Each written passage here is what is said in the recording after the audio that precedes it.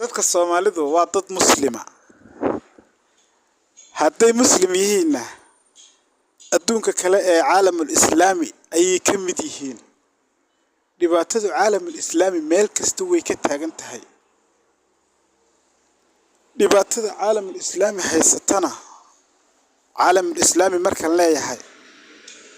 waxa ku jirta oo kamid ah Soomaalida dagaalo fara badan ayaa ka jira maanta aynu marayno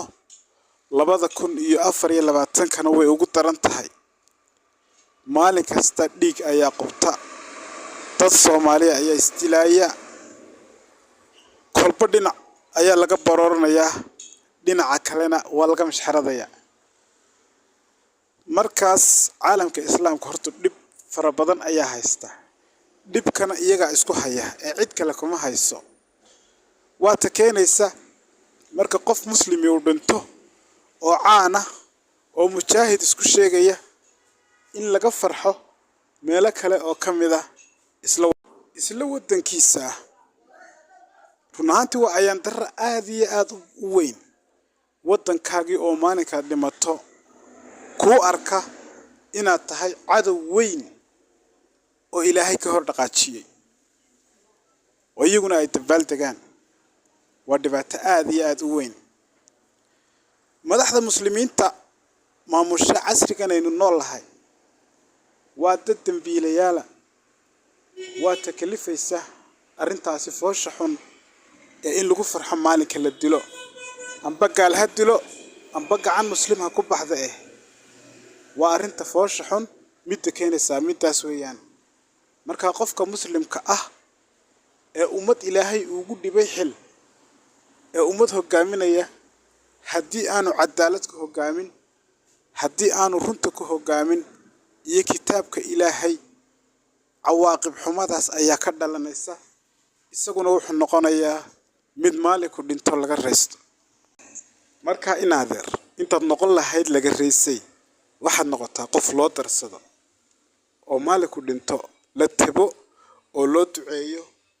waxa laga yaabaa ducada lagu duceeyay inuu Ilaahay tabaaraka wa taala uu ku aqbalo laakiin haddii lagu habaaro waxa dhici karta habaarka in lagu aqbalo Ilaahayna tabaaraka wa taala uu ku og yahay waxaad ahaan jirtay oo halka ciqaabi ay kaaga bilaabanto waxaynu maraynaa casri qofka nabad ku baaqan la yiraahdo uu baqanaya oo la caayo oo la dacaayadeeyo oo meelaha laga sheego oo la yiraahdo ninkaasi reer hebel buu ka soo jeedaa reer hebel way baqanayaan waa kuwa dadkoodii sida u hadlaya adigaagii islaha wax hagaaji ee dadka islaha nabad ugu baaq habeen dambe oo kale markaad caawa hadasho habeen dambe oo kale hadalkaagii waaba la isku dacaayadeynaya oo doodo fara badan ayaa ka dhalanaya reerkii aad ka soo jeeday ayaa la aflagaadeynaya oo wax laga sheegaya marka waxaynu nahay dad mustaqbalkoodu oo aad iyo aad u marin habaabay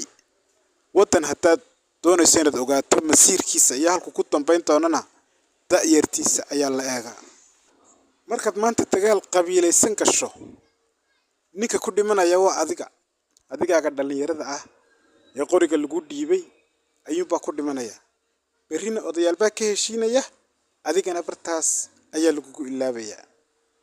neef faktiyay wallaahi inaanad ka duwanayn dadkeenan islaynaya ee loo kala taag leeyahay cid ayaa gardaran labada kooxood ee istilaya cid ayaa gardaran cidda gardaran